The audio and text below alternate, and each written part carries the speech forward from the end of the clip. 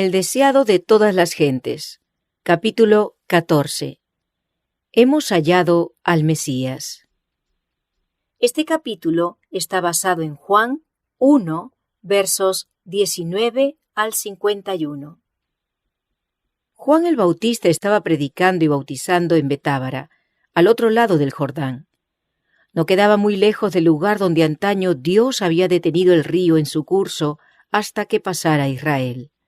A corta distancia de allí, la fortaleza de Jericó había sido derribada por los ejércitos celestiales. El recuerdo de dichos sucesos revivía en este tiempo y prestaba conmovedor interés al mensaje del Bautista. ¿No habría de volver a manifestar su poder para librar a Israel, aquel que había obrado tan maravillosamente en tiempos pasados? Tal era el pensamiento que conmovía el corazón de la gente que diariamente se agolpaba a orillas del Jordán. La predicación de Juan se había posesionado tan profundamente de la nación que exigía la atención de las autoridades religiosas. El peligro de que se produjera alguna insurrección inducía a los romanos a considerar con sospecha toda reunión popular, y todo lo que tuviese el menor viso de un levantamiento del pueblo excitaba los temores de los gobernantes judíos. Juan no había reconocido la autoridad del Sanedrín ni pedido su sanción sobre su obra, y había reprendido a los gobernantes y al pueblo, a fariseos y saduceos por igual. Sin embargo, el pueblo le seguía ávidamente. El interés manifestado en su obra parecía aumentar de continuo. Aunque él no le había manifestado deferencia, el Sanedrín estimaba que por enseñar en público se hallaba bajo su jurisdicción. Ese cuerpo estaba compuesto de miembros elegidos del sacerdocio y de entre los principales gobernantes y maestros de la nación. El sumo sacerdote era quien lo precedía, por lo general. Todos sus miembros debían ser hombres de edad provecta, aunque no demasiado ancianos, hombres de saber, no solo versados en la religión e historia de los judíos, sino en el saber general. Debían ser sin defecto físico y hombres casados, y además padres, pues así era más probable que fuesen humanos y considerados. Su lugar de reunión era un departamento anexo al Templo de Jerusalén. En el tiempo de la independencia de los judíos, el Sanedrín era la corte suprema de la nación y poseía autoridad secular tanto como eclesiástica. Aunque en el tiempo de Cristo se hallaba subordinado a los gobernadores romanos, ejercía todavía una influencia poderosa en los asuntos civiles y religiosos. Era difícil para el Sanedrín postergar la investigación de la obra de Juan. Algunos recordaban la revelación dada a Zacarías en el templo y su profecía de que su hijo sería el heraldo del Mesías. En los tumultos y cambios de 30 años, estas cosas habían sido en gran parte olvidadas. Ahora la conmoción ocasionada por el ministerio de Juan las traía a la memoria de la gente. Hacía mucho que Israel no había tenido profeta. Hacía mucho que no se había realizado una reforma como la que se presenciaba. El llamamiento a confesar los pecados parecía nuevo y sorprendente. Muchos de entre los dirigentes no querían ir a oír las invitaciones y denuncias de Juan, por temor a verse inducidos a revelar los secretos de sus vidas. Sin embargo, su predicación era un anuncio directo del Mesías. Era bien sabido que las 70 semanas de la profecía de Daniel, que incluían el advenimiento del Mesías, estaban por terminar, y todos anhelaban participar en esa era de gloria nacional que se esperaba para entonces. Era tal el entusiasmo popular que el Sanedrín se vería pronto obligado a sancionar o a rechazar la obra de Juan. El poder que dicha asamblea ejercía sobre el pueblo estaba ya decayendo. Era para ella un asunto grave saber cómo mantener su posición. Esperando llegar a alguna conclusión, enviaron al Jordán una delegación de sacerdotes y levitas para que se entrevistaran con el nuevo maestro. Cuando los delegados llegaron, había una multitud congregada que escuchaba sus palabras. Con aire de autoridad, destinado a impresionar a la gente y a inspirar deferencia al profeta, llegaron los altivos rabinos. Con un movimiento de respeto, casi de temor, la muchedumbre les dio paso. Los notables, con lujosa vestimenta y con el orgullo de su posición y poder, se llegaron ante el profeta del desierto. ¿Tú quién eres?, preguntaron. No soy yo el Cristo, contestó Juan, sabiendo lo que ellos pensaban. ¿Qué pues? ¿Eres tú Elías? No soy. ¿Eres tú el profeta? No. Pues ¿quién eres? Para que demos respuesta a los que nos enviaron. ¿Qué dices de ti mismo? Yo soy la voz del que clama en el desierto. Enderezad el camino del Señor, como dijo Isaías, profeta. El pasaje al que se refirió Juan es la hermosa profecía de Isaías.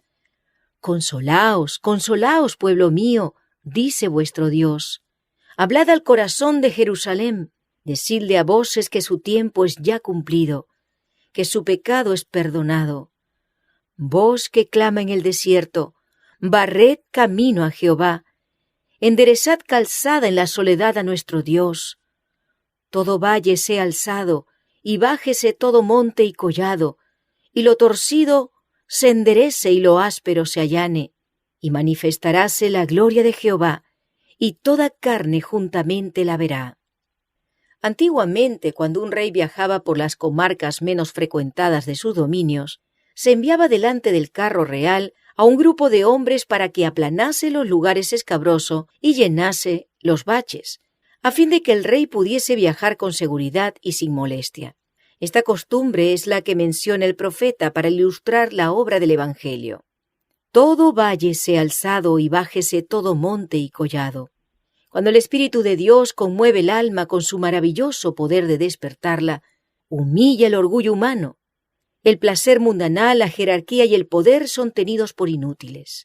Son destruidos los consejos y toda altura que se levanta contra la ciencia de Dios y se sujeta todo intento a la obediencia de Cristo. Entonces la humildad y el amor abnegado, tan poco apreciados entre los hombres, son ensalzados como las únicas cosas de valor. Tal es la obra del Evangelio de la cual el mensaje de Juan era una parte. Los rabinos continuaron preguntando, ¿por qué pues bautizas si tú no eres el Cristo, ni Elías, ni el profeta? Las palabras el profeta se referían a Moisés. Los judíos se habían inclinado a creer que Moisés sería resucitado de los muertos y llevado al cielo. No sabían que ya había resucitado. Cuando el Bautista inició su ministerio, muchos pensaron que tal vez fuese el profeta Moisés resucitado, porque parecía tener un conocimiento cabal de las profecías y de la historia de Israel. También se creía que antes del advenimiento del Mesías, Elías aparecería personalmente. Juan salió al cruce de esta expectación con su negativa, pero sus palabras tenían un significado más profundo. Jesús dijo después, refiriéndose a Juan, «Y si queréis recibirlo, este es Elías, el que había de venir». Juan vino con el espíritu y poder de Elías, para hacer una obra como la que había hecho Elías. Si los judíos le hubiesen recibido, esta obra se habría realizado en su favor, pero no recibieron su mensaje. Para ellos no fue Elías, no pudo cumplir en favor de ellos la misión que había venido a realizar. Muchos de los que estaban reunidos al lado del Jordán habían estado presentes en ocasión del bautismo de Jesús, pero la señal dada entonces había sido manifiesta para unos pocos de entre ellos. Durante los meses precedentes, durante el ministerio del Bautista, muchos se habían negado a escuchar el llamamiento al arrepentimiento. Así habían endurecido su corazón y oscurecido su entendimiento. Cuando el cielo dio testimonio a Jesús en ocasión de su bautismo, no lo percibieron. Los ojos que nunca se habían vuelto con fe hacia el invisible no vieron la revelación de la gloria de Dios. Los oídos que nunca habían escuchado su voz no oyeron las palabras del testimonio. Así sucede ahora.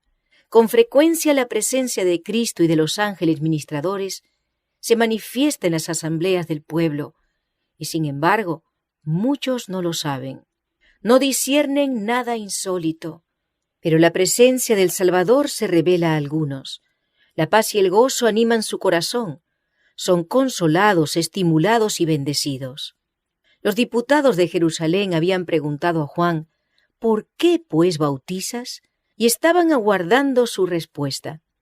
Repentinamente, al pasear Juan la mirada sobre la muchedumbre, sus ojos se iluminaron, su rostro se animó, todo su ser quedó conmovido por una profunda emoción. Con la mano extendida exclamó: «Yo bautizo con agua, pero en medio de vosotros está uno a quien no conocéis, el mismo que viene después de mí, a quien no soy digno de desatar la correa de su zapato». El mensaje que debía ser llevado al Sanedrín era claro e inequívoco. Las palabras de Juan no podían aplicarse a otro, sino al Mesías prometido. Este se hallaba entre ellos. Con asombro los sacerdotes y gobernantes miraban en derredor suyo, esperando descubrir a aquel de quien había hablado Juan. Pero no se le distinguía entre la multitud. Cuando en ocasión del bautismo de Jesús Juan le señaló como el Cordero de Dios, una nueva luz resplandeció sobre la obra del Mesías. La mente del profeta fue dirigida a las palabras de Isaías: «Como cordero fue llevado al matadero». Durante las semanas que siguieron, Juan estudió con nuevo interés las profecías y la enseñanza de las ceremonias de los sacrificios. No distinguía claramente las dos fases de la obra de Cristo, como sacrificio doliente y como rey vencedor, pero veía que su venida tenía un significado más profundo que el que discernían los sacerdotes y el pueblo. Cuando vio a Jesús entre la muchedumbre, al volver él del desierto, esperó confiadamente que daría al pueblo alguna señal de su verdadero carácter. Casi impacientemente esperaba oír al Salvador declarar su misión. Pero Jesús no pronunció una palabra, ni dio señal alguna. No respondió al anuncio que hiciera el Bautista acerca de él, sino que se mezcló con los discípulos de Juan sin dar evidencia externa de su obra especial, ni tomar medidas que lo pusiesen en evidencia. Al día siguiente, Juan vio venir a Jesús. Con la luz de la gloria de Dios descansando sobre él, el profeta extendió las manos diciendo: «He aquí el Cordero de Dios que quita el pecado del mundo. Este es del que dije: tras mí viene un varón, el cual es antes de mí, y yo no le conocía, mas para que fuese manifestado Israel, por eso vine yo bautizando con agua». Vi al Espíritu que descendía del cielo como paloma y reposó sobre él. Y yo no le conocía, mas el que me envió a bautizar con agua, aquel me dijo: «Sobre quien vieres descender el Espíritu y que reposa sobre él, este es el que bautiza con Espíritu Santo». Y yo le vi y he dado testimonio que este es el Hijo de Dios. ¿Era este el Cristo? Con reverencia y asombro, el pueblo miró a aquel que acababa de ser declarado Hijo de Dios. Todos habían sido profundamente conmovidos por las palabras de Juan. Les había hablado en el nombre de Dios. Le habían escuchado día tras día mientras reprendía sus pecados, y diariamente se había fortalecido en ellos la convicción de que era enviado del cielo. Pero ¿quién era este mayor que Juan el Bautista? En su porte e indumentaria nada indicaba que fuese de alta jerarquía. Aparentemente era un personaje sencillo, vestido como ellos, con la humilde vestimenta de los pobres. Había entre la multitud algunos de los que en ocasión del bautismo de Cristo habían contemplado la gloria divina y oído la voz de Dios. Pero desde entonces el aspecto del Salvador había cambiado mucho. En ocasión de su bautismo, habían visto su rostro transfigurado por la luz del cielo. Ahora, pálido, cansado y demacrado, fue reconocido únicamente por el profeta Juan. Pero al mirarle, la gente vio un rostro donde la compasión divina se aunaba con la conciencia del poder. Toda mirada de sus ojos, todo rasgo de su semblante estaba señalado por la humildad y expresaba un amor indecible. Parecía rodeado por una atmósfera de influencia espiritual. Aunque sus modales eran amables y sencillos, daba a los hombres una impresión de un poder escondido, pero que no podía ocultarse completamente. ¿Era este aquel a quien Israel había esperado tanto tiempo? Jesús vino con pobreza y humillación, a fin de ser tanto nuestro ejemplo como nuestro Redentor. Si hubiese aparecido con pompa real, ¿cómo podría habernos enseñado la humildad? ¿Cómo podría haber presentado las verdades tan terminantes en el Sermón del Monte? ¿Dónde habría quedado la esperanza de los humildes en esta vida si Jesús hubiese venido a morar como Rey entre los hombres? Sin embargo, para la multitud parecía imposible que el ser designado por Juan estuviese asociado con sus sublimes esperanzas. Así muchos quedaron chasqueados y muy perplejos. Las palabras que los sacerdotes y rabinos tanto deseaban oír, a saber, que Jesús restauraría ahora el reino de Israel, no habían sido pronunciadas. Tal rey habían estado esperando y por él velaban, y un rey tal estaban dispuestos a recibir. Pero no querían aceptar a uno que tratase de establecer en su corazón un reino de justicia y de paz. Al día siguiente, mientras 2 discípulos estaban cerca, Juan volvió a ver a Jesús entre el pueblo. Otra vez se iluminó el rostro del profeta con la gloria del invisible, mientras exclamaba: «¡He aquí el Cordero de Dios!». Las palabras conmovieron el corazón de los discípulos. Ellos no las comprendían plenamente. ¿Qué significaba el nombre que Juan le había dado? ¿Cordero de Dios? Juan mismo no lo había explicado. Dejando a Juan, se fueron en pos de Jesús. Uno de ellos era Andrés, hermano de Simón. El otro Juan, el que iba a ser el evangelista. Estos fueron los primeros discípulos de Cristo. Movidos por un impulso irresistible, siguieron a Jesús, ansiosos de hablar con él, aunque asombrados y en silencio, abrumados por el significado del pensamiento: ¿es este el Mesías? Jesús sabía que los discípulos le seguían.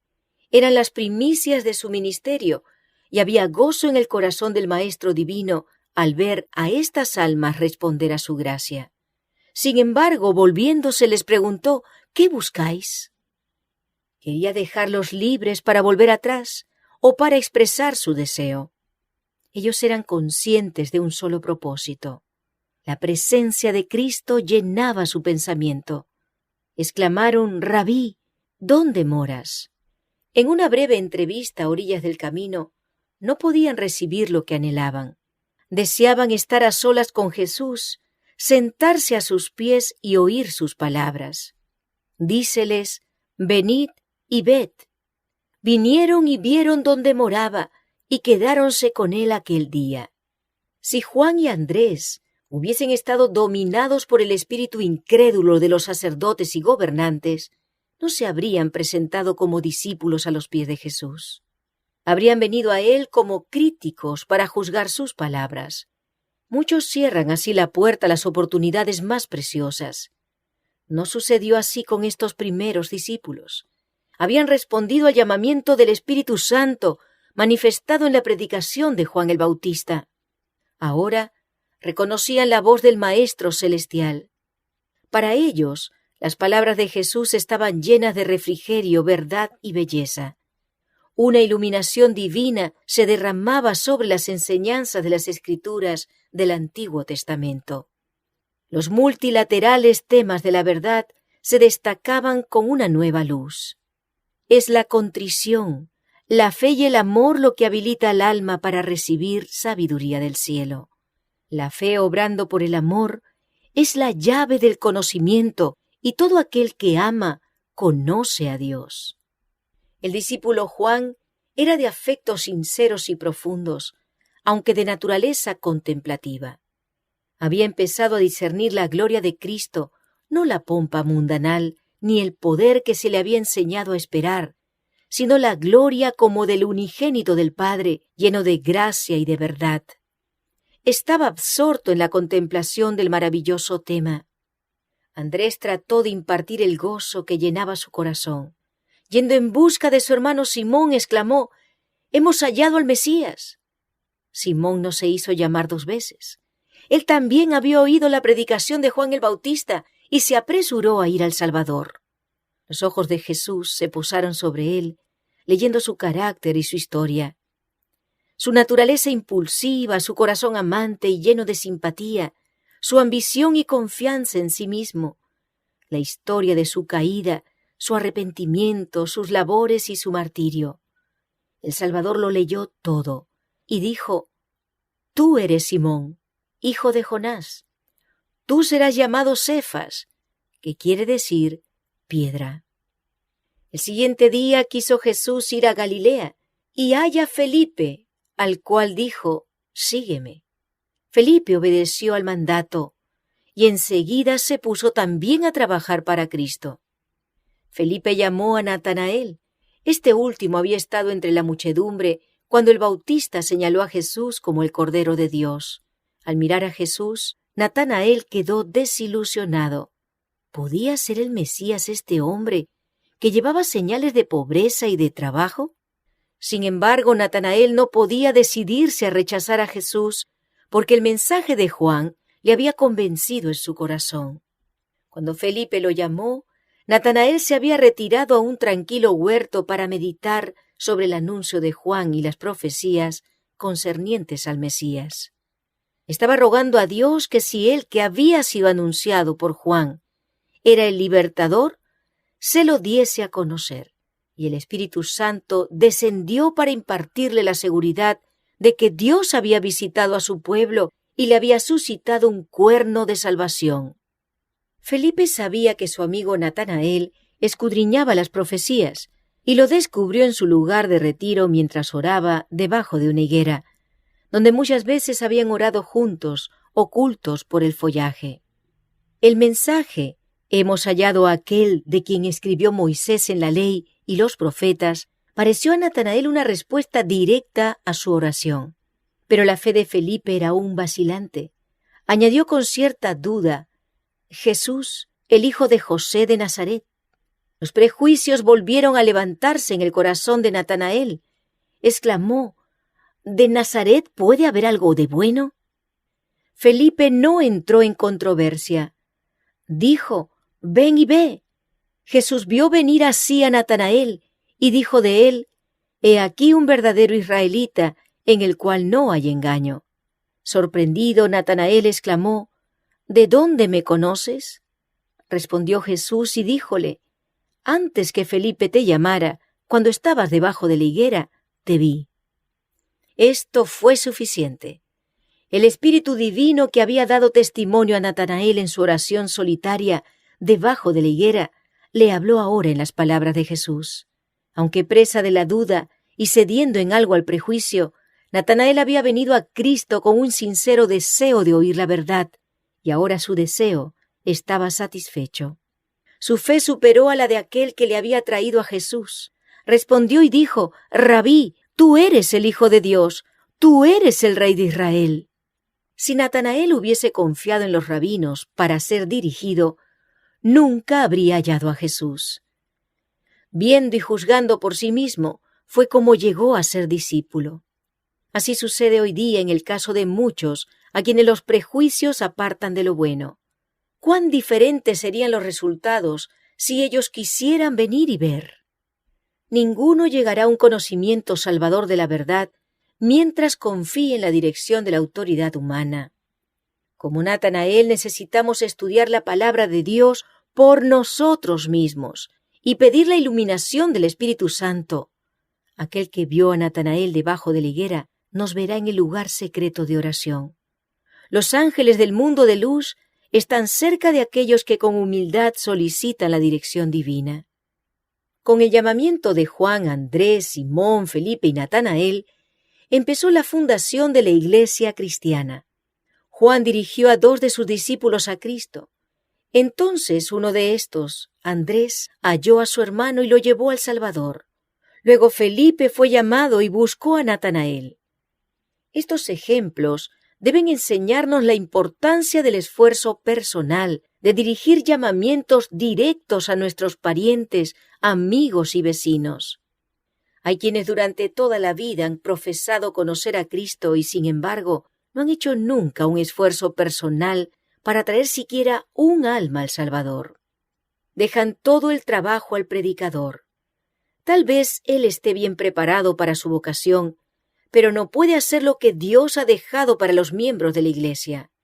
Son muchos los que necesitan el ministerio de corazones cristianos amantes. Muchos han descendido a la ruina cuando podrían haber sido salvados si sus vecinos, hombres y mujeres comunes, hubiesen hecho algún esfuerzo personal en su favor. Muchos están aguardando a que se les hable personalmente, en la familia misma, en el vecindario, en el pueblo en que vivimos. Hay para nosotros trabajo que debemos hacer como misioneros de Cristo. Si somos creyentes, esta obra será nuestro deleite. Apenas se ha convertido uno cuando nace en él el deseo de dar a conocer a otros cuán precioso amigo ha hallado en Jesús. La verdad salvadora y santificadora no puede quedar encerrada en su corazón. Todos los que se han consagrado a Dios serán conductos de luz. Dios los hace agentes suyos para comunicar a otros las riquezas de su gracia. Su promesa es: y daré a ellas y a los alrededores de mi collado bendición, y haré descender la lluvia en su tiempo, lluvias de bendición serán. Felipe dijo a Natanael: ven y ve. No le pidió que aceptase el testimonio de otro, sino que contemplase a Cristo por sí mismo. Ahora que Jesús ascendió al cielo, sus discípulos son sus representantes entre los hombres, y una de las maneras más eficaces de ganar almas para Él consiste en ejemplificar su carácter en nuestra vida diaria. Nuestra influencia sobre los demás no depende tanto de lo que decimos como de lo que somos.